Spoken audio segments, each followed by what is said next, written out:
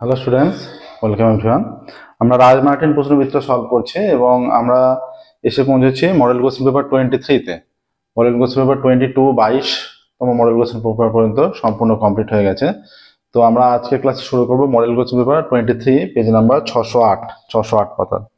শুরু করছি, দেখো একের দাগের 1 থেকে।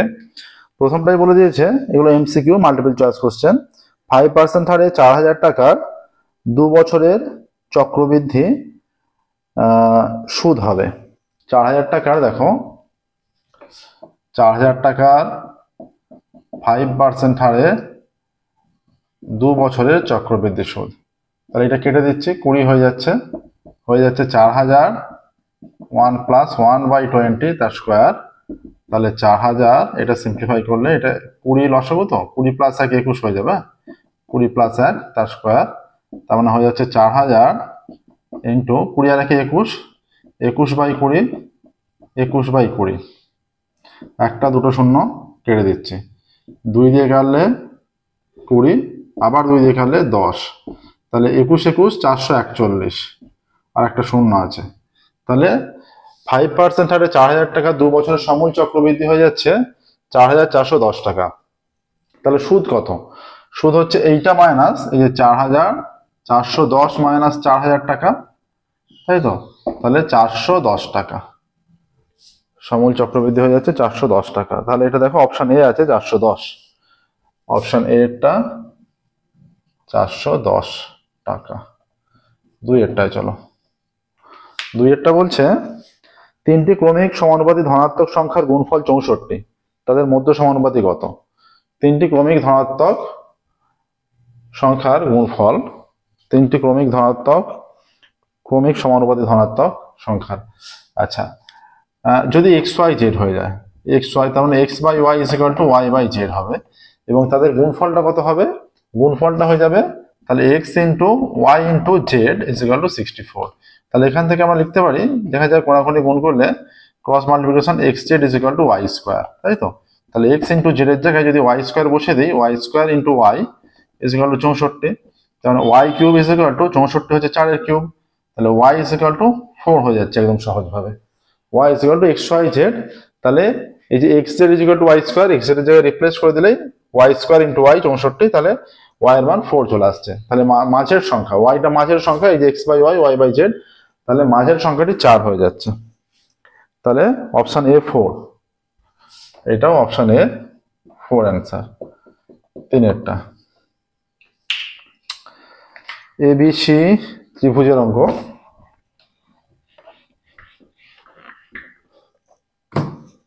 আচ্ছা, ত্রিভুজ ABC এর AB ও AC বাহুর মধ্যবিন্দু X ও Y।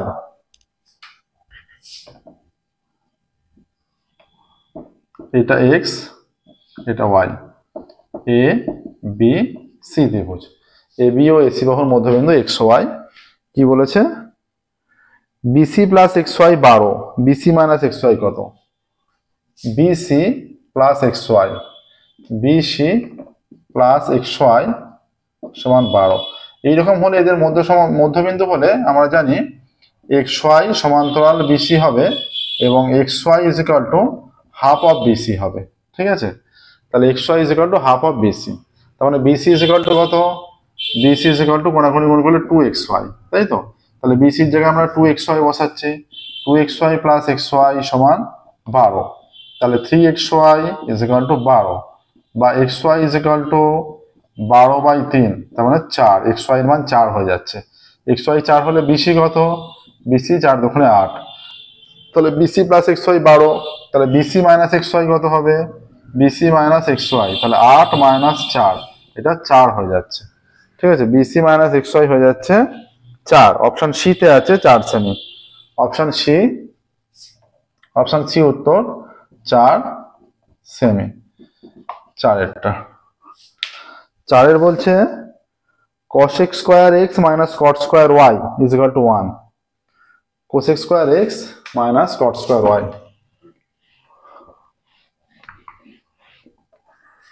তাহলে cosec² x - cot square y সমান 1। আমরা কি জানি cos square theta minus cot square theta সমান 1 হয়। তাহলে এই যে এইটা cos square theta minus cot square theta, তাহলে নিশ্চয়ই এই দুটো সমান x y, তবেই তো এটা 1 হয়। সূত্র, এটা তো একটা সূত্র, ত্রিকোণমিতির সূত্র cos square theta minus cot square theta 1। তাহলে এই সূত্রটাই অ্যাপ্লাই করা আছে, তাহলে সেই কন্ডিশন অনুযায়ী x y হবে, যেহেতু এটা একটা সূত্র। তাহলে এখানে x y, যেহেতু এটা 1 দেওয়া আছে, ঠিক আছে। তাহলে cos x minus y, cos x minus y, তার মানে এরা সমান, তাহলে cos x minus y এর কেটে গিয়ে 0 হবে, cos 0 এর মান 1। ঠিক আছে, একদম সহজ অঙ্ক। এটা অপশন C1, 5, 6। 5 বলছে একটি আয়তঘনকের 3টি সন্নিহিত তলের ক্ষেত্রফল a বর্গ একক, পাশাপাশি আয়তঘনকের 3টি সন্নিহিত তলের ক্ষেত্রফল a বর্গ একক। আচ্ছা, a b c পরপর বলে দিয়েছে 3টি তলের ক্ষেত্রফল, মানে দৈর্ঘ্য প্রস্থ উচ্চতা বরাবর যে 3টে তল আছে তার ক্ষেত্রফল বলা আছে। তাহলে আয়তঘনকের আয়তন, আচ্ছা ক্ষেত্রফল বলে দেওয়া আছে। আমরা মনে করছি যে প্রত্যেকটাই আয়তঘনকের প্রত্যেকটা তলই হচ্ছে আয়তক্ষেত্রাকার। আমরা দৈর্ঘ্য x, প্রস্থ y আর উচ্চতা z যদি ধরে নিই, তাহলে একটা তলের ক্ষেত্রফল দৈর্ঘ্য ইন্টু প্রস্থ, আর একটা y ইন্টু z, আর একটা z ইন্টু x, 3টে তলের ক্ষেত্রফল পেয়ে যাচ্ছি, একটা a, একটা b আর একটা c, তাই তো। তাহলে এই তিনটিকে যদি গুণ করে দিই, xy into yz into zx is equal to a into b into c, তাহলে x দুটো, y দুটো, z দুটো, তাহলে x y z তার whole square is equal to a b c। তাহলে x y z কত হয়ে যাচ্ছে, root over of a b c হয়ে যাচ্ছে। x y z এর মান হয়ে যাচ্ছে root over of a b c। তাহলে এখানে বলছে যে আয়তঘনকের আয়তন কত, এইটা 3টে ধরে নিচ্ছি, দৈর্ঘ্য প্রস্থ উচ্চতা ধরেছি, তাহলে দৈর্ঘ্য ইন্টু প্রস্থ ইন্টু উচ্চতা হয় আয়তনের সূত্র, এইটা দৈর্ঘ্য প্রস্থ উচ্চতা, তাহলে root over of a b c বর্গ একক আসছে। তাহলে এটা আয়তন, আর আয়তন ঘন একক হবে, root over of a b c ঘন একক, root over of a b c। প্রসেসটা দেখানো এইভাবে করতে হবে, ঘন একক। একই কোশ্চেন কিন্তু 2 নম্বরেও দিতে পারে, যে 2 নম্বরের কোশ্চেনে তখন কিন্তু কোশ্চেন দেখাতে হবে। এটা অপশন সি তে আছে। নেক্সট দেখো, 2 4 3 5 4 4 5 4 6 সংখ্যাগুলো মান। তাহলে এগুলোকে আমরা সাজিয়ে নিতে হবে আগে, হয় ঊর্ধ্বক্রমে বা অধক্রমে সাজিয়ে নিয়ে সুবিধা হবে। আচ্ছা, তথ্য আছে 2 4 3 5, 2 4 3 5 4 4 5 4 6,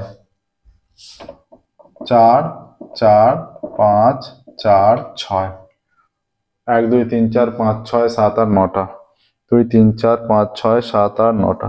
তাহলে যদি ঊর্ধ্বক্রমে সাজিয়ে নিই, 2 একটা আছে, 3 একটা, 4 আছে 4 বার,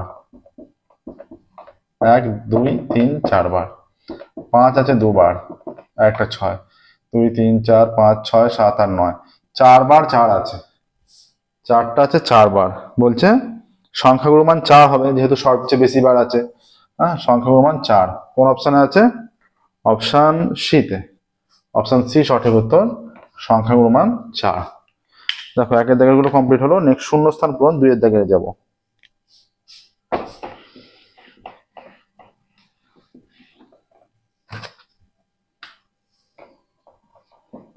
2 এর দাগের 1-1টা কি বলেছে? 2 এর দাগের 1-এর, কোন মূলধন সরল সুদে 10 বছরে 3 গুণ হলে সুদের হার কত? আচ্ছা, এই যে পি আসল 3 গুণ হয়ে যাচ্ছে 3p, হ্যাঁ, সরল সুদে 8% সরল সুদ মনে করছি, 10 বছরে 3 গুণ হয়ে যাচ্ছে, তাহলে সুদ কত? 3p মাইনাস পি, 2p হয়ে যাচ্ছে সুদ। শর্তানুসারে 2p হচ্ছে আমাদের যোগ বিয়োগ করে যে এ বেরোচ্ছে সুদ, আর ক্যালকুলেশনের সুদের সূত্র ফেললে এই যে পি মূলধন ছিল, পি ইন্টু আর ইন্টু টি মানে 10 বছর বাই 100, তাহলে একই টাকার একই সুদের হারে একই সময়ের উপর সুদ, দুটোকে সমান করব। তাহলে এইটা কেটে গেল পিপি, তাহলে এইটা কেটে যাচ্ছে, তাহলে আর বাই 10 ইজ ইকুয়াল টু 2, তাহলে আর ইজ ইকুয়াল টু 20, তাহলে সুদের হার 20%। শূন্যস্থান, তাহলে সুদের হার শূন্যস্থানে লিখবে 20%। 2 এরটা এক্স ওয়াই এর সঙ্গে সরলভেদে জেড এর সঙ্গে ব্যস্তভেদে থাকলে রাশির পারস্পরিক সম্পর্ক কি? এক্স ওয়াই এর সঙ্গে সরলভেদে আর এক্স জেড এর সঙ্গে ব্যস্তভেদে। তাই এইরকম হলে আমরা জানি যে x proportional y by z হয়, তাহলে এক্স ওয়াই জেড এর মধ্যে সম্পর্ক এটাই হবে, এক্স ওয়াই জেড এর মধ্যে পারস্পরিক সম্পর্ক এক্স প্রপোর্শনাল 1/z, তাই তো? তাহলে এবার এটাকে এইভাবে লিখতে পারি এক্স জেড প্রপোর্শনাল ওয়াই, এটা থেকেই করা যাবে যদি একটা কনস্ট্যান্ট নিয়ে নিই। হ্যাঁ, তাহলে এখান থেকে আমরা লিখতে পারি x is equal to k y by z, তার মানে অতএব x z is equal to k constant, তাই তো? এবার যখন কে তুলে দেবো x z proportional to y, এটাই অ্যান্সার। ঠিক আছে,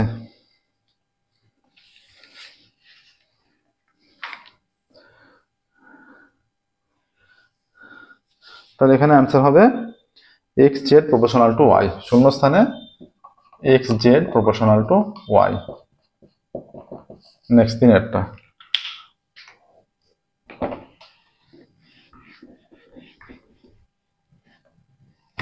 তিনের বলছে দুটি এক কেন্দ্রবৃত্তের সাধারণ স্পর্শকের সংখ্যা, দুটি এক কেন্দ্রবৃত্ত, এই একটা বৃত্ত এই একটা বৃত্ত, তাহলে যে যে স্পর্শকটা বাইরের বৃত্তের স্পর্শক সেটা বড় বৃত্তের স্পর্শক হচ্ছে না, আর যে স্পর্শকটা ভেতরের বৃত্তের স্পর্শক সেটা বড় বৃত্তের স্পর্শক হচ্ছে না, সেটা ছেদক হয়ে যাচ্ছে। তাহলে দুটি এক কেন্দ্রবৃত্তের সাধারণ স্পর্শক মানে উভয়েরই স্পর্শক হবে, সেরকম স্পর্শকের কোনো সংখ্যাই হবে না, সেরকম স্পর্শক থাকবেই না, একটাও থাকবে না, তাহলে শূন্য। নেক্সট দেখো 4, 5, 6, 4-এর কি বলেছে? sec θ = x বাই ওয়াই, তাহলে x ও y এর মধ্যে কোনটা বড়? তাহলে আমরা জানি sec θ = x বাই ওয়াই। আমরা কি জানি cos θ কি হয়? <1 হয়। cos θ যেহেতু <1, sec θ এর মানটা 1 এর চেয়ে বড় হয়, তাহলে যেহেতু sec θ, এটা মনে রাখতে হবে sec θ > 1, যেহেতু sec θ 1 এর চেয়ে বড় তার মানে sec θ এর ভ্যালু হচ্ছে x বাই ওয়াই, তাহলে x বাই ওয়াই > 1, তাহলে এখান থেকে পাচ্ছি x > y, x টা হয়ে যাচ্ছে y এর চেয়ে বড়, ঠিক আছে? x > y, x টা হয়ে যাচ্ছে y এর চেয়ে বড়, তাহলে x y এর মধ্যে ড্যাশ বড়, x y এর মধ্যে x বড়, x। তারপর দেখো ঘনকাকৃতি একটি ঘরে রাখা সবচেয়ে বড় মাপের দণ্ডের দৈর্ঘ্য, আচ্ছা ঘনকাকৃতি একটি ঘরে রাখা সবচেয়ে বড় মাপের দণ্ডের দৈর্ঘ্য হচ্ছে, সবচেয়ে ঘনকাকৃতি ঘরে যে সবচেয়ে বড় দণ্ড রাখা যাবে সেটা হচ্ছে কর্ণ বরাবর, তাই তো? তার মানে ঘনকের সবচেয়ে বড় দণ্ড হচ্ছে 4√3 মিটার, তার মানে ঘনকের কর্ণ 4√3 মিটার, ঘনকের কর্ণ 4√3 মিটার, তাই তো? তাহলে ঘনকের বাহু কত হবে? একটা ঘনকের বাহু যদি a একক হয়, a মিটার হয়, তাহলে এই a মিটার বাহু বিশিষ্ট ঘনকের কর্ণ a√3 মিটার, তাই তো? তাহলে শর্তানুসারে আমরা যদি দুটো ঘনকে একই ঘনক মনে করি, বাহু a ধরে নিয়েছি, তাহলে a√3 = 4√3 হয়ে যাবে, তাহলে a = হয়ে যাচ্ছে 4, ঘনকের বাহুর দৈর্ঘ্য 4 একক বা 4 মিটার।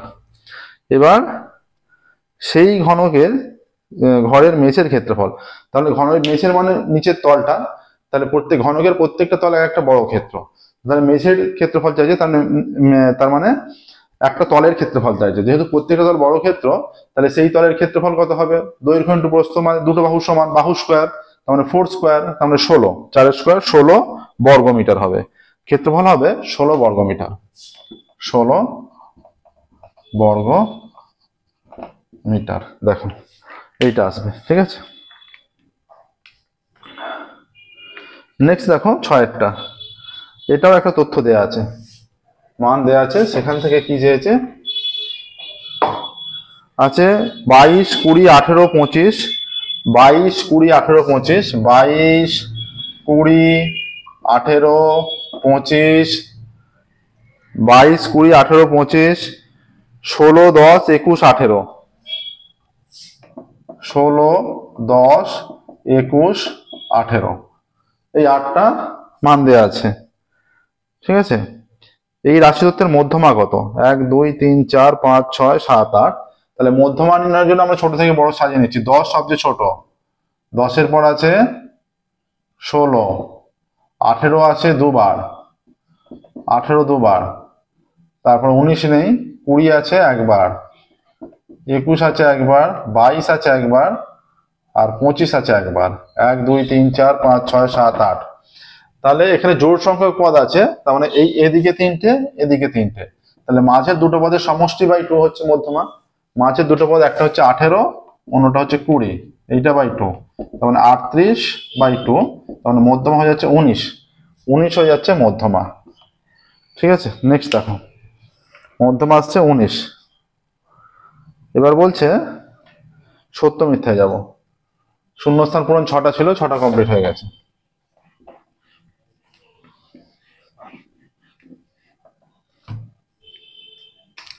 তিনের দাগের 1 থেকে এ 5,000 টাকা দিয়ে ব্যবসা শুরু করার 5 মাস পর বি 8,000 টাকা দিয়ে ব্যবসায় যোগ দিলে বছরের শেষে লাভের অনুপাত। আচ্ছা, এ 5,000 টাকা দিয়ে ব্যবসা শুরু করছে এবং বছরের শেষে লাভের অনুপাত, তার মানে এর 5,000 টাকা 12 মাসই খেটেছে, তাহলে এর 1 মাস হিসেবে মূলধন কত? 12 × 5,000, অনুপাত বের করবো একবারে। আর বি 5 মাস পর দিয়েছে, তার মানে বছরের শেষ পর্যন্ত চলেছে, তার মানে 5 মাস পর যেহেতু দিয়েছে, বি এর টাকাটা 7 আর 5 12, তাই 12 - 5 7, 7 মাস খেটেছে, বি এর টাকা 7 মাস খেটেছে। তাহলে 8,000 × 7, 7 × 8,000 ইকুয়াল টু, এই যে 3টে করে শূন্য তুলে দিচ্ছি, এখানে হয়ে যাচ্ছে 5 12 60 = 27 56, 4 দিয়ে 4 15 60, 4 14 56, 15:14। তাহলে এইটাই হয়ে যাবে এদের লভ্যাংশ বন্টনের অনুপাত। তাহলে এদের লাভের পরিমাণ সমান হবে না, সমান তো হচ্ছে না, অনুপাত দুটো সমান হলে লাভের পরিমাণ সমান হতো, তাহলে এটা মিথ্যা হবে।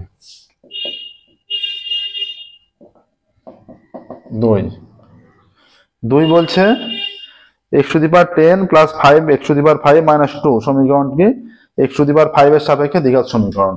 আছে x⁻10 + 5 x⁵ - 2, এইটা আছে x⁻10 + 5 x⁵ - 2 = 0। তাহলে বলেছে এটা x⁵ এর সাপেক্ষে দ্বিঘাত সমীকরণ। x⁵ যদি y ধরে নেওয়া হয়, তাহলে এটা হয়ে যাচ্ছে x⁵ তার স্কয়ার + 5 x⁵ - 2 = 0। তাহলে x⁵ সমান y, এটা ধরা হচ্ছে y² + 5y - 2।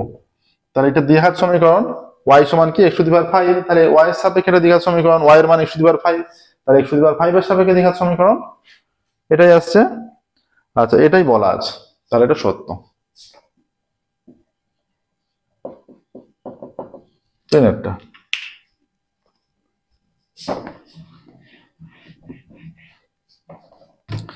তিনের বলছে দুটি বৃত্ত পরস্পরকে বহিঃস্পর্শ করলে তাদের সাধারণ স্পর্শকের সংখ্যা 3।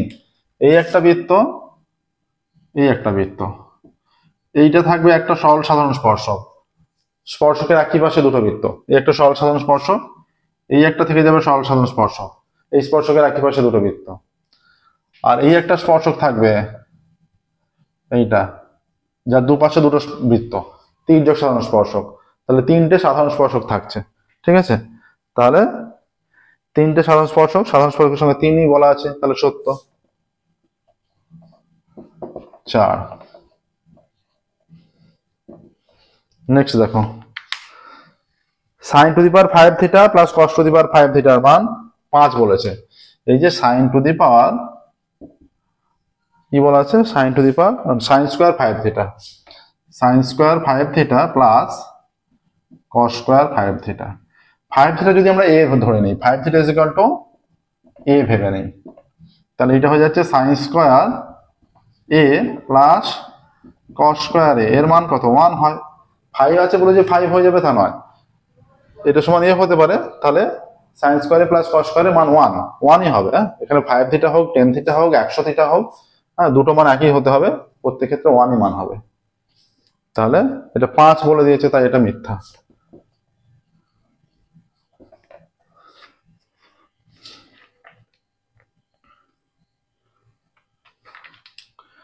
একটি লম্ববৃত্তাকার চোঙের মাত্রার সংখ্যা ফাঁপা চোঙের মাত্রার সংখ্যার সমান।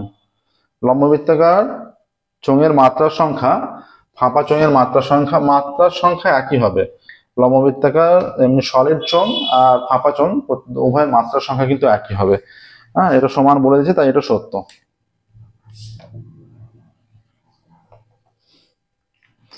প্রথম পাঁচটি স্বাভাবিক সংখ্যার গড় 3। প্রথম পাঁচটি স্বাভাবিক সংখ্যা কত? 1 2 3 4 5। তাহলে এদের সমষ্টি কত? 1 + 2 + 3 + 4 + 5 বাই 5। 5 আর 4 9 আর 3 12, 12 দিয়ে 14 15, 15 বাই 3, এই 15 বাই 5 সমান 3ই আসছে। প্রথম পাঁচটি স্বাভাবিক সংখ্যার গড় 3, এটা তার মানে সত্য। এটাই 3ই বলা আছে, তাই এটা সত্যই হচ্ছে।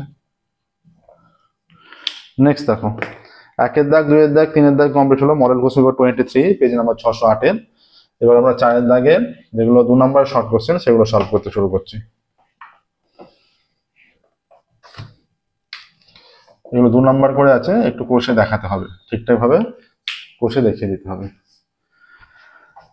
প্রথমটা আছে, একই মূলধনের 4.5% হার সরল সুদে 2 বছর 4 মাসের সুদের চেয়ে 5% হার সরল সুদে 1 বছর 9 মাসের সুদ 63 টাকা কম হলে মূলধন নির্ণয় করো। আচ্ছা, দুটোই সরল সুদ বলে দিয়েছে। ধরি মূলধন সমান x টাকা। ধরি মূলধন সমান x টাকা। এবার দুভাবে সুদ বলে দিয়েছে। আগে সময়গুলো নির্ণয় করে নাও, যেহেতু বছর আর মাস মিলিয়ে দেওয়া আছে। তাহলে 2 বছর 4 মাস সমান কত? 2 বছর 4 মাস সমান 2 + 4 মাস মানে 1 এর 3 বছর, এত বছর। এটা লসাগু করলে 3 হবে, 3 দুগুণে 6 রেখে 7 এর 3 বছর হয়ে যাচ্ছে। ঠিক আছে, 2 বছর 4 মাস। তাহলে 4.5% হারে, অতএব 4.5% হারে বা সরল সুদের হারে x টাকার 7 এর 3 বছরের সুদ সমান PRT/100। x ইন্টু আর হচ্ছে 4.5, t মানে 7/3/100, এত টাকা। পয়েন্ট উঠে গেলে 10 হয়ে যাচ্ছে, আর এটা হয়ে যাচ্ছে তার মানে 5 দিয়ে কাটলে 5 দুগুণে 10, 5 9 45, এটা 200 হয়ে যাচ্ছে, নিচে 200 হয়ে যাচ্ছে, আর ইন্টু 3টা চলে আসবে, আর হয়ে যাচ্ছে 7 9 63x, এত টাকা সমান। আচ্ছা, 3 দিয়ে কাটছে তো, 3 একুশে 63, তাহলে হয়ে যাচ্ছে এটা 7 9 63x হয়ে যাচ্ছিল, 3টা নিচে, তাহলে হয়ে যাচ্ছে 21x/200, এত টাকা। ঠিক আছে, এবার দেখো 1 বছর 9 মাস সমান কত? 1 বছর 9 মাস সমান 1 + 9 মাস মানে হচ্ছে 9 মাস। দেখো এই যে 12 মাস সমান 1 বছর, 1 মাস সমান 1 এর 12 বছর, আর 9 মাস ইকুয়াল টু 9/12 বছর সমান 3 এর 4 বছর। ঠিক আছে, তাহলে 1 + 3/4, এত বছর হয়ে যাচ্ছে। এটা 4 লসাগু হলে 4 একে 4 আর 3 7 এর 4 বছর হয়ে যাচ্ছে। 1 বছর 9 মাস মানে 7 এর 4 বছর হয়ে যাচ্ছে। হ্যাঁ, আচ্ছা, এবার 5% সরল সুদের হারে, অতএব 5% সরল সুদের হারে x টাকার 7 এর 4 বছরের সুদ সমান x ইন্টু আর মানে 5, t মানে 7 এর 4/100, এত টাকা। 5 দিয়ে কাটলে 5 20 হয়ে যাচ্ছে, তাহলে এইটা 4টা নিচে চলে আসবে, এটা 7x/4 20 80, 7x/80 টাকা। ঠিক আছে, এবার বলছে যে কোনটা কম, সুদের চেয়ে এত টাকার সুদটা, সেকেন্ডটা কম বলছে। শর্তানুসারে x এর মানটা বের করতে হবে, 63 টাকা কম। শর্তানুসারে এই যে 21x/200 minus 7x by 80 is equal to 63। এদের লসাগু হয়ে যাচ্ছে 80 হবে না, 200 হবে না, 400 লসাগু হয়ে যাচ্ছে। 2 দিয়ে হলে 21 দুগুণে 42x minus 5 5 7 35x is equal to 63। বা এটা বিয়োগ করলে হয়ে যাচ্ছে 7x is equal to 63 into 400, বা x is equal to 63 into 400 by 7 7 9 63, বা x ইজ ইকাল টু 4 9 36 0 0 3600 টাকা। অতএব বলছে মূলধন নির্ণয় করো। অতএব নির্ণয় মূলধন 3600 টাকা।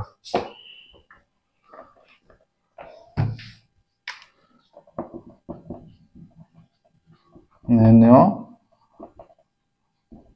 মূলধন 3600 টাকা। ঠিক আছে, নেক্সট দেখো 4 দাগের একটা হলো। ঠিক আছে, এই অঙ্কটা কিন্তু একটু ঘুরিয়ে দিয়েছিল, ঠিকঠাক ভাবে মাথা ঠান্ডা রেখে করতে হবে। হলো এটা। এবার যাচ্ছি 4 দাগের 2 এর অঙ্কে।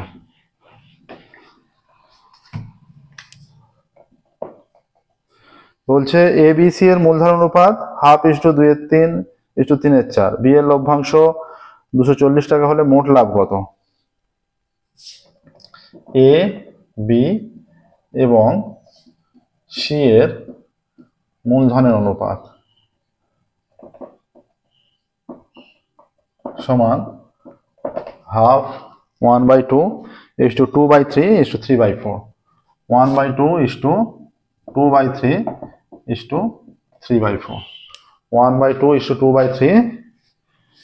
1/2 এবার এটা ভগ্নাংশ আকারে আছে, আমরা পূর্ণ সংখ্যায় নিয়ে চলে যাচ্ছি। এই যে 2 3 4 এদের লসাগু কত? 2 3 4 এর লসাগু 12, তাহলে 12 দিয়ে প্রত্যেককে আমরা গুণ করছি মনে মনে, তাহলে এটা 6 হয়ে যাচ্ছে।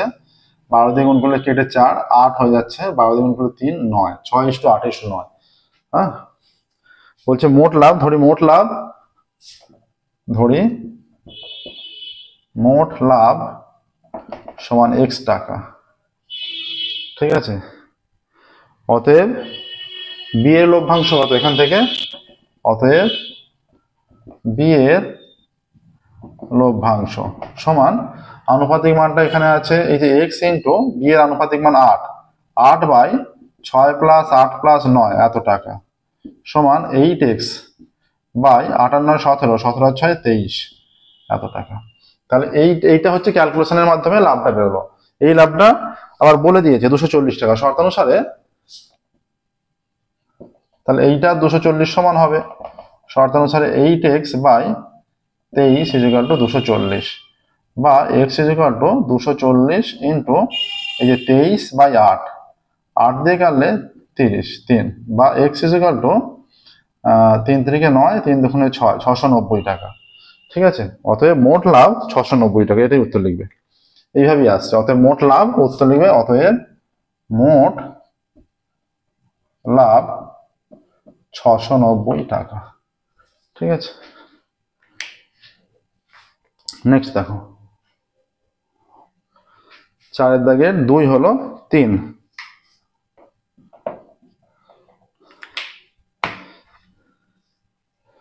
4 দাগের 3 এর অঙ্ক করব।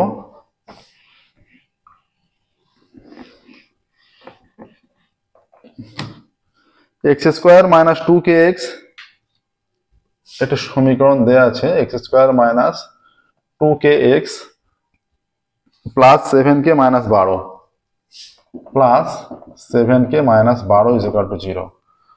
তাহলে সমীকরণের বীজদ্বয় সমান, এই সমীকরণের বীজদ্বয় সমান বলে দিয়েছে, তাই তো। অতএব শর্তানুসারে নিরূপকটা 0 হবে। তাহলে এই সমীকরণটাকে আরেকটু হবে, অতএব সমীকরণটাকে আরেকটু সিম্পলিফাই করে লিখলে এইটা প্লাস মাইনাস 2k x, তার মানে b হচ্ছে -2k প্লাস এই যে 7k - 12, এই c হচ্ছে এইটা, x হচ্ছে সহ কিছু নেই মানে x1, আর b হচ্ছে এইটা মানে এর সঙ্গে তুলনা করলে এই যে ax² plus bx plus c is equal two 0, এর সঙ্গে যদি তুলনা করা হয় a হচ্ছে 1, b হচ্ছে -2k, c হচ্ছে এইটা, তাহলে এখানে নিরূপক কি হয়, যদি একটা সমীকরণ এরকম হয়, এর নিরূপক হচ্ছে বি স্কোয়ার মাইনাস 4ac। তাহলে যেহেতু বি স্কোয়ার সমান বাস্তব এবং সমান শর্তানুসারে নিরূপকটা হবে 0 হবে। শর্তানুসারে বি স্কোয়ার মাইনাস 2k তার square minus 4 into 1 into C এর মান হচ্ছে 7k মাইনাস 12 ইকুয়াল টু 0 হয়ে যাচ্ছে। এইটা স্কোয়ার করলে এইটা হয়ে যাচ্ছে 4k square minus 4 into 7k minus 12 equal to 0। 4 দিয়ে মনে করছি উভয় দিকে ভাগ করে দিচ্ছি আমরা। 4 দিয়ে ভাগ করে দিলে এইটা হয়ে যাচ্ছে k স্কোয়ার, তাহলে এই মাইনাস দ্বিগুণ হয়ে যাবে, 4 দিয়ে তো ভাগ হয়ে গেছে, মাইনাস 7k মাইনাস মাইনাসে প্লাস 12 বা k স্কোয়ার মাইনাস, তাহলে দুটো সংখ্যা যোগফল 7 হতে হবে, 4 প্লাস 3 প্লাস 12 ইকুয়াল টু 0 বা k square minus 4k minus 3k plus 12 equal to 0 বা k কমন নিলে k minus 4 minus 3 k minus 4 equal to 0 বা এটা আছে k minus 4 k minus 3 equal to 0। ঠিক আছে, অতএব এখানে দেখো এখানে করছি, অতএব k মাইনাস 4 সমান 0 বা k ইকুয়াল টু 4, আবার k মাইনাস 3 সমান 0 বা k ইকুয়াল টু 3। অতএব k এর মান হয়ে যাচ্ছে 3,4, দুটোই সম্ভব। ঠিক আছে, এই দুটো মানের জন্যই সমীকরণের বীজদ্বয় সমান হতে পারে। নেক্সট দেখো 4 দাগে 3 পর্যন্ত হয়ে গেল, 4 দাগে 4।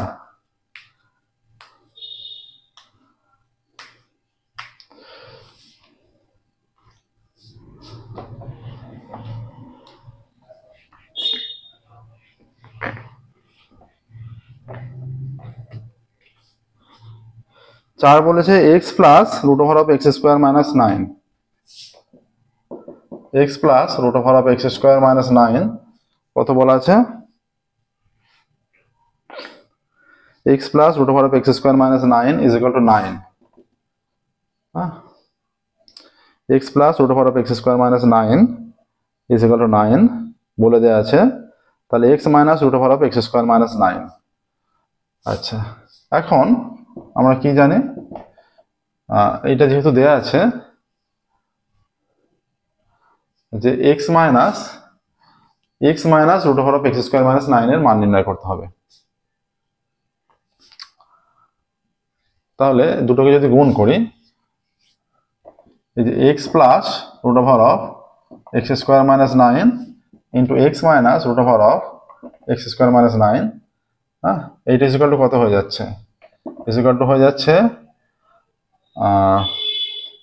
a plus B into A minus B square minus B square minus root over of x square minus 9 তার হোল স্কোয়ার হয়ে যাচ্ছে। ঠিক আছে, বা এইটা হয়ে যাচ্ছে a plus B A minus B, বা এবার এইটার মান কত, এইটার মান হচ্ছে 9 into x minus root over of x square minus 9 is equal to, এইটা স্কোয়ার করলে এক্স স্কোয়ার, এই স্কোয়ার আর রুট সরে চলে যাবে, এক্স স্কোয়ার মাইনাস 9 হয়ে যাবে, বা 9 into x minus root over of x square minus 9 is equal to x square minus x square, এই দুটো মানই মাইনাস দিয়ে গুণ হয়ে বসবে বাইরের, মাইনাস এক্স স্কোয়ার মাইনাস মাইনাসে প্লাস 9, এইটা কেটে গেল, বা তাহলে এই মানটা 9 into x minus root over of x square minus 9 is equal to 9, বা তাহলে x minus root over of x square minus 9 is equal two, এটা গুণ আকারে আছে, এদিকে গেলে ভাগ হয়ে যাবে 9/9, বা x minus root over of x square minus 9 is equal to 1। তাহলে স্টেটমেন্টটা লিখে দেবে যে কি চেয়েছে,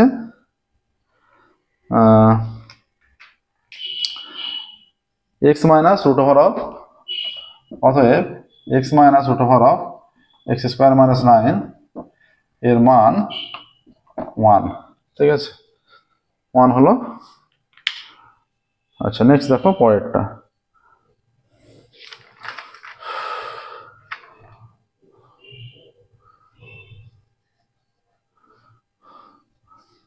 নেক্সট হলো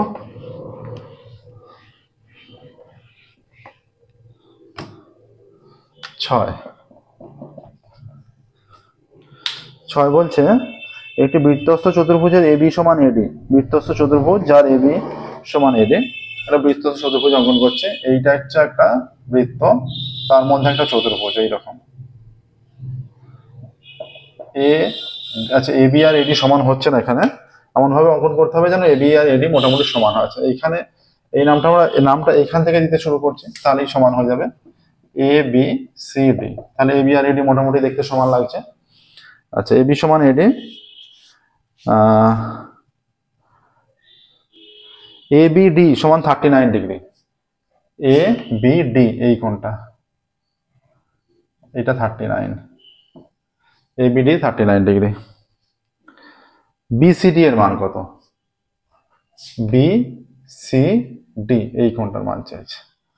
আর কিছু বলা আছে? ত্রিভুজ এবিসি এর, আচ্ছা একটি বৃত্তাংশ চতুর্ভুজের এবি সমান এডি, তাহলে এবিডি সমান 39 ডিগ্রি। তাহলে এবিসিডি একটি বৃত্তাংশ চতুর্ভুজ, এবিসিডি একটি বৃত্তস্থ চতুর্ভুজ, ঠিক আছে। আচ্ছা, যার এবি সমান এডি এবং কোণ ABD is equal two 39 degree. অতএব ত্রিভুজ এবিডি এর, ত্রিভুজ এবিডি তে চলে যাচ্ছে, ত্রিভুজ এবিডি এর এবি সমান এডি, তাহলে এই দুটো বাহু সমান, তাদের এদের বিপরীত কোণগুলো সমান হবে। অতএব কোণ এ ডি বি সমান এ বি ডি সমান 39 ডিগ্রি। তাহলে এটাও 39 হয়ে যাবে। তাহলে কোণ অতএব কোণ বিএডি এর মান কত? বিএডি, বিএডি হচ্ছে, এইটা তো একটা ত্রিভুজ, ত্রিভুজের দুটো কোণের মান জানা আছে, তাহলে তৃতীয় কোণটা অনায়াসে বের করতে পারবো। ত্রিভুজের তিনটে কোণের সমষ্টি যেহেতু 180, 180 মাইনাস কোণ উল্লেখ করে দিচ্ছি A B D plus A D B সমান 180 ডিগ্রি মাইনাস 39 প্লাস 39। তাহলে 180 degree minus 78 is equal to 102, 102 degree এ কোণটার মান। কোন কোণটা চেয়েছে? বিসি, অতএব সি কোণ। তাহলে যেহেতু এবিসিডি বৃত্তস্থ চতুর্ভুজ, যেহেতু এবিসিডি বৃত্তস্থ চতুর্ভুজ, কোণ ডিএবি প্লাস কোণ বিসিডি সমান 180 ডিগ্রি, কারণ বৃত্তস্থ চতুর্ভুজের বিপরীত কোণগুলো পরস্পর সম্পূরক হয়। এই কোণটার মান জানি, তাহলে DAB 102 degree plus BCD is equal two 180 degree, বা কোণ BCD is equal two 180 minus 102, তাই তো? 180 মাইনাস 102, বা এখানে লিখে দাও, বা কোণ বিসিডি 180 থেকে 102 বিয়োগ করলে কত হয়? 78 ডিগ্রি হয়ে যায়, 78। তাহলে কোণ বিসিডি এর মান 78 ডিগ্রি, এটাই অ্যান্সার লিখবে। অতএব স্টেটমেন্ট লিখবে কোণ বিসিডি এর মান হবে 78 ডিগ্রি, কোণ বিসিডি এর মান 78 ডিগ্রি। নেক্সট দেখো, এটা 6 এর হয়ে গেল, 7 এর।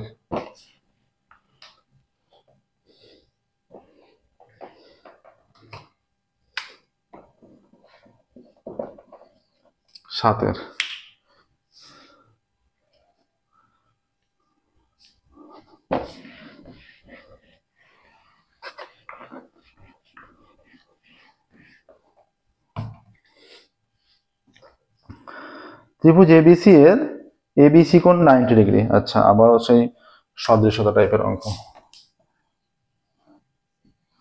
এটা মনে করো এবিসি ত্রিভুজ, ত্রিভুজ এবিসি এর এবিসি সমান 90 ডিগ্রি, ঠিক আছে। ত্রিভুজ এবিসি এর,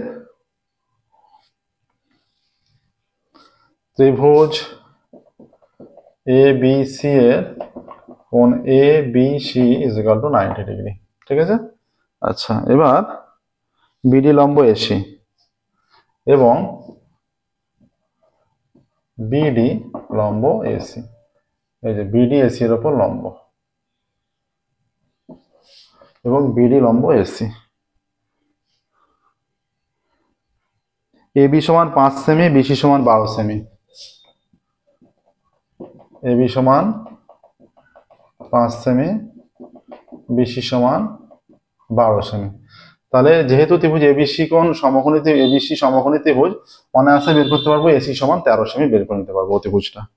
হ্যাঁ, তাহলে বিডি এর দৈর্ঘ্য চেয়েছে, বিডি এর দৈর্ঘ্য চেয়েছে। অতএব ত্রিভুজ এবিসি থেকে পাচ্ছি, যেহেতু সমকোণী ত্রিভুজ, AC square is equal to AB square plus BC square, বা AC square is equal to AB কত 5 প্লাস 12 স্কোয়ার, বা AC square is equal to 25 plus 144, বা AC square is equal to 169, বা AC is equal to plus minus 13, বা AC is equal to পজিটিভটা হবে। অতএব AC বাহুর দৈর্ঘ্য 13 সেমি। ঠিক আছে, এবার এই যেহেতু এই কন্ডিশনটা যা যা কন্ডিশন দেওয়া আছে, এরকম কন্ডিশন হলে এই দুটো ত্রিভুজ একে অপরের সঙ্গে সদৃশ হয় এবং তারা মূল ত্রিভুজের সঙ্গেও সদৃশ হয়। ঠিক আছে,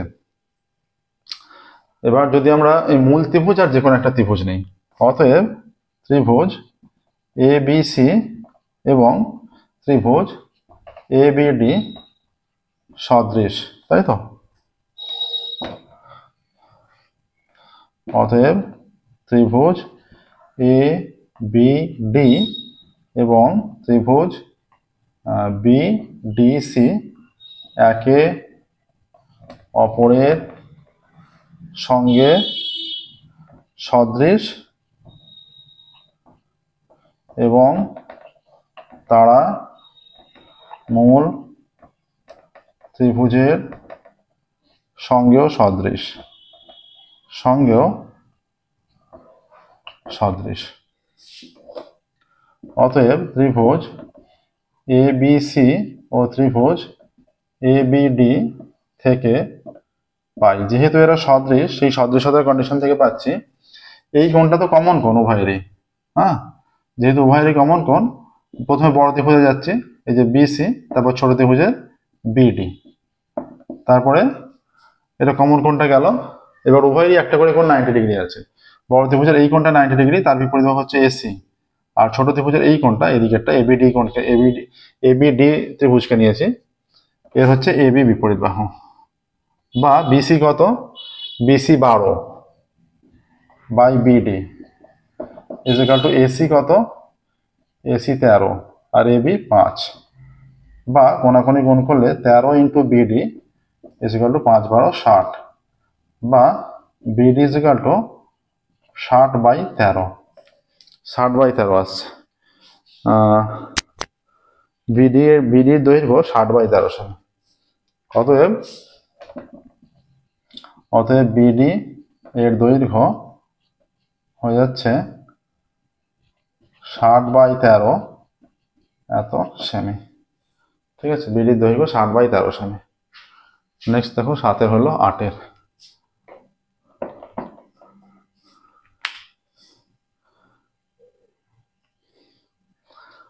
দেওয়া আছে পূর্ণবর্গ রূপে প্রকাশ করতে দিয়েছে ত্রিকোণমিতির।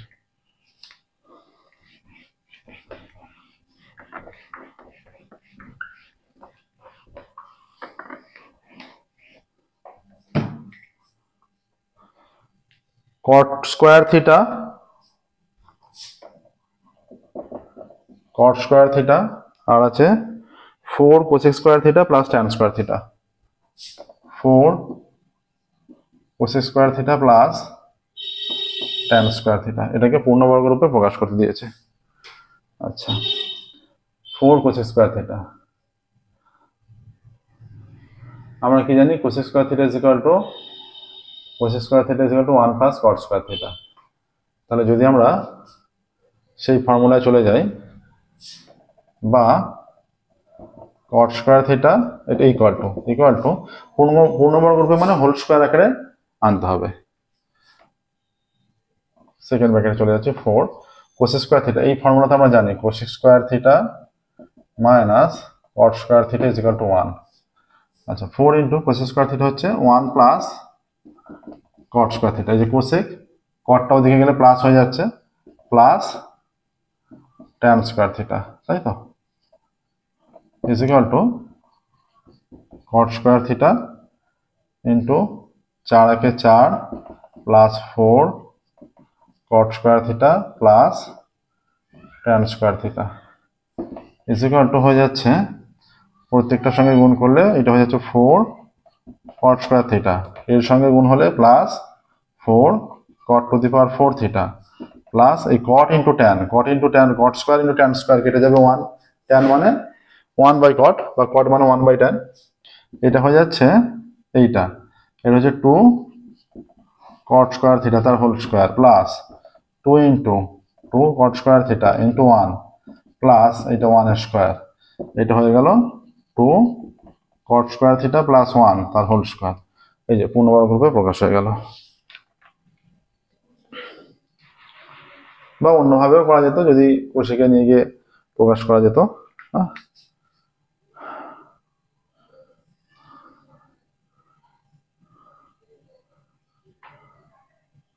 Two cot square theta minus 1, এটা সমানই অন্য ফর্ম চলে আসবে। যদি কোষীকে নিয়ে যাই, দেখো এইটা ইকুয়েশনে রাখতে পারে, কেউ আবার এইভাবে করে দিতে পারে 2 ইন্টু এই যে কোসেক স্কোয়ার থিটা মাইনাস না 2 কট মানে হয়ে যাবে কোসেক স্কোয়ার মাইনাস 1, তাই তো, কোসেক স্কোয়ার মাইনাস 1 প্লাস 1 তার হোল স্কোয়ার, তাহলে হয়ে যাচ্ছে 2 কোসেক মাইনাস 2, তাহলে 2 কোসেক স্কোয়ার থিটা মাইনাস 1 তার হোল স্কোয়ার, এটাও হবে।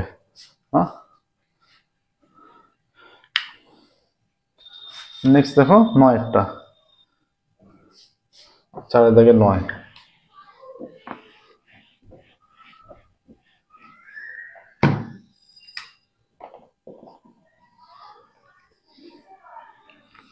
বলা আছে x is equal to a sin theta, x is equal to a sin theta বা x by a is equal to sin theta। আর একটা মান দেওয়া আছে tan, তাহলে সাইন আর ট্যান এর মধ্যে সম্পর্ক, তো সাইনের সম্পর্ক কস দিয়ে, অন্যটা কসে নেই, ট্যান আছে, তাহলে আমরা এটাকে, তাহলে কোসেক মানে কি, উভয় দিকে অনন্য করে দিচ্ছি, সাইনের অনন্য হচ্ছে cosec, cosec is equal to a by x, বা তাহলে cosec square theta is equal to এই যে a বাই x তার হোল স্কোয়ার, এটাকে 1 নম্বর দাও। Cosec square theta is equal to a by x তার হোল স্কোয়ার, বা লিখতে কেউ লিখতে পারে a square by x square লিখলেও হবে, ঠিক আছে। আর একটা দেওয়া আছে y is equal to b tan theta, y is equal to b tan theta বা tan theta is equal to y by b বা cot, তাহলে cot is equal to b by y, কারণ কোসেক আর কটের মধ্যে সম্পর্ক, তাই ট্যানটাকে কটে নিয়ে যাওয়া হলো, cot মানে 1/tan, তাই মানটা উল্টে গেল। আর cot square theta is equal to b by y তার হোল স্কয়ার, এটা 2 নাম্বার, ঠিক আছে। আমরা জানি cosec square theta minus cot square theta is equal to 1 বা a বাই x তার square minus b by y তার স্কয়ার ইজ ইকুয়াল টু 1, এটাই হয়ে যাচ্ছে।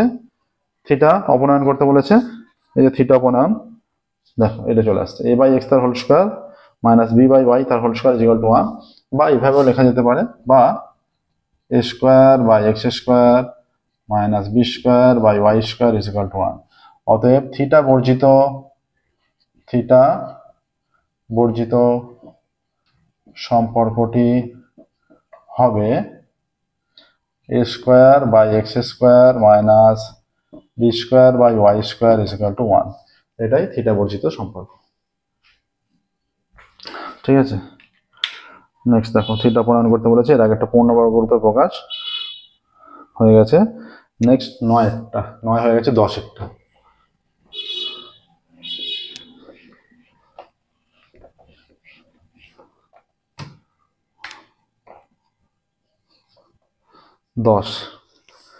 একটি আয়তঘনাকার বাক্সের দৈর্ঘ্য প্রস্থ উচ্চতা দেয়া আছে, কর্ণের দৈর্ঘ্য কত? আয়তঘনাকার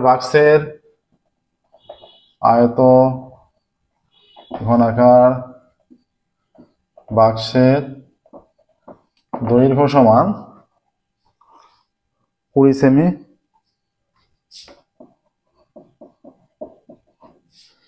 আয়তঘনাকার বাক্সের প্রস্থ ইজ ইকুয়াল টু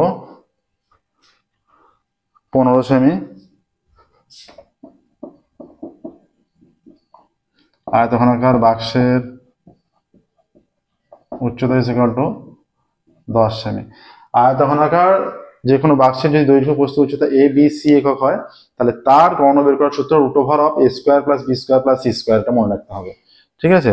অতএব আয়তক্ষেত্রাকার বাক্সের কর্ণ, অতএব কর্ণ is equal to root over of এই যে 20 square plus 15 square plus 10 square এত সেমি। 20 20 হয়ে যাচ্ছে 400, 15 15 225 প্লাস এটা 100 এত সেমি। 400 আর 2 600 আর একে 725 সেমি। 725কে ভেঙে দিলে 5 দিয়ে, 5 একে 5, 2 22, 4 5 20, 5 5 25, 5 দিয়ে 5 গুণে 10, 5 9 45, তাহলে 5 5 ইন্টু 29, তাহলে 5 রুট ওভার অফ 29 চলে আসবে। It is equal to 5 into 5 into 29 semi সমান দুটো 5 এর জন্য একটা 5 বাইরে এলো। অতএব আয়ত ঘনাকার বাক্সের কর্ণের দৈর্ঘ্য 5 রুট ওভার অফ 29 সেমি। আমরা রায়মার্টিন প্রশ্নবিদ্যা সলভ করছি ক্লাস 10 এর জন্য। ক্লাস 9 10 11 12 সম্পূর্ণ সলিউশন আমাদের করে দেওয়া আছে। তবুও যেহেতু সেমিস্টার ওয়াইজ হয়ে গেছে এক্সাম ক্লাস 11 এবং 12 এর, রায়মার্টিন প্রশ্নবিদ্যা আর কয়েকটা ক্লাস হলেই কমপ্লিট হয়ে যাবে। তো রায়মার্টিন প্রশ্নবিদ্যা কমপ্লিট হয়ে গেলেই আমরা সেকেন্ড সেমিস্টারে ক্লাস 11 এর সেকেন্ড সেমিস্টার এবং ক্লাস 12 এর ফোর্থ সেমিস্টারের নতুন করে যেভাবে চ্যাপ্টার ওয়াইজ প্রবলেম আছে সেই সমস্ত প্রবলেমের সলভ করতে শুরু করব। ঠিক আছে। আচ্ছা, এটা 10এরটা হয়ে গেল। 11টা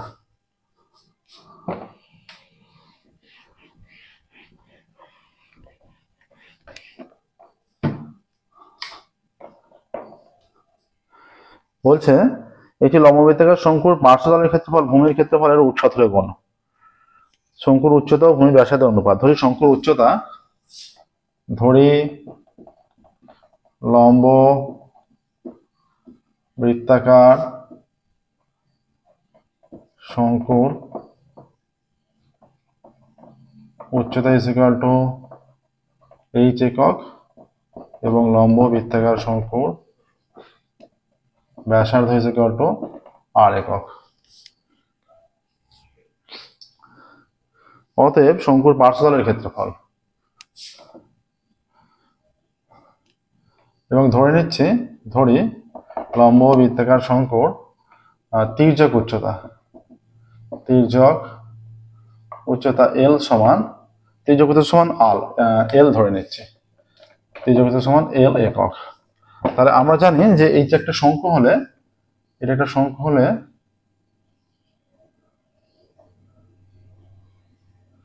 এটা h, এটা l, এটা r। অতএব শঙ্কুর ক্ষেত্রে, প্রত্যেক শঙ্কুর ক্ষেত্রে হয়ে যাবে, শঙ্কুর ক্ষেত্রে l ইজ ইকুয়াল টু বা l square is equal two r square plus h square. ঠিক আছে, এটা হয়। ব্যাসার্ধ, উচ্চতা এবং তির্যক উচ্চতা এরা সমকোণী ত্রিভুজের তিনটি বাহু হিসাবে থাকে। অতএব শঙ্কুর পার্শ্বতল,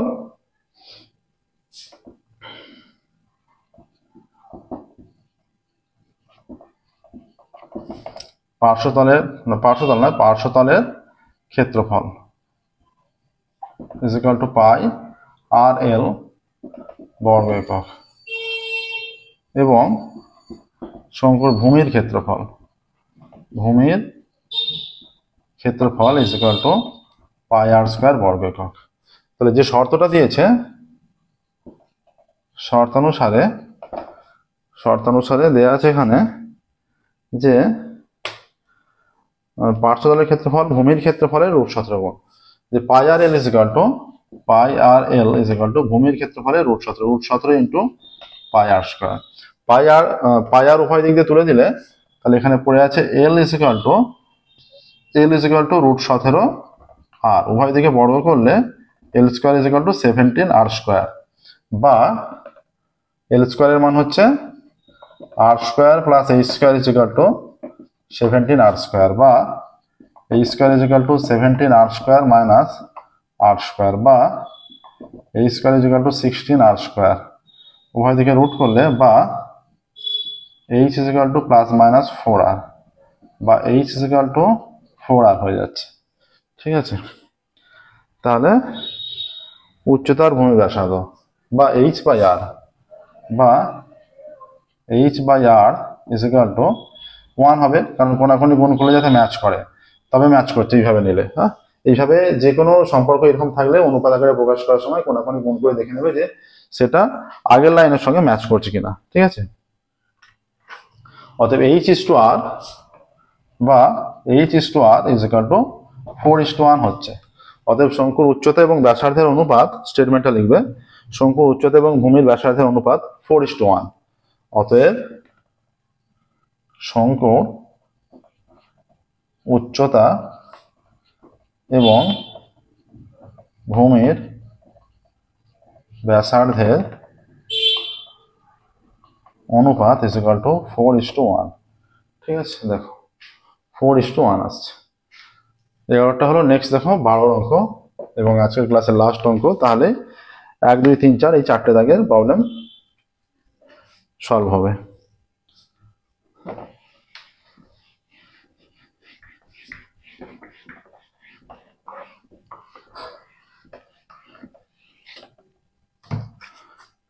একটি ক্লাসে এই মাসে কিছু ছাত্রের উপস্থিতির দিন সংখ্যা, কিছু ছাত্রের মানে কোনো ছাত্র এসছে 20 দিন, কোনো ছাত্র এসছে 25 দিন, কোনো ছাত্র 10 দিন, কোনো ছাত্র 18 দিন, কেউ 21 দিন, কেউ 16 দিন, কেউ 22 দিন, ছাত্রদের উপস্থিতির দিন সংখ্যার মধ্যমা। তাহলে কিছু ছাত্রের উপস্থিতির দিন সংখ্যা, ক্লাসে কিছু ছাত্রের উপস্থিতির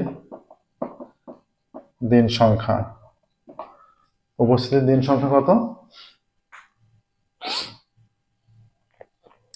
20, 25, 10, 18, 21, 16, 22।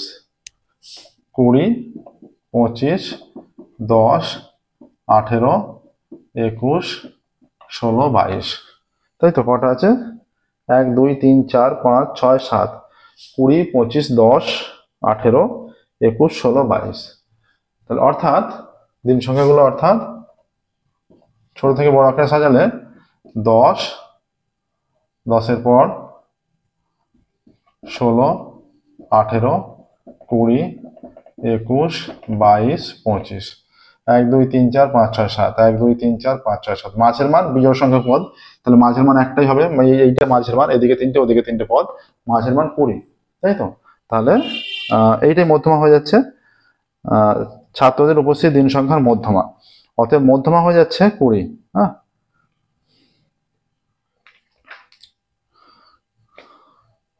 দিন সংখ্যার মধ্যমা, অতএব দিন সংখ্যার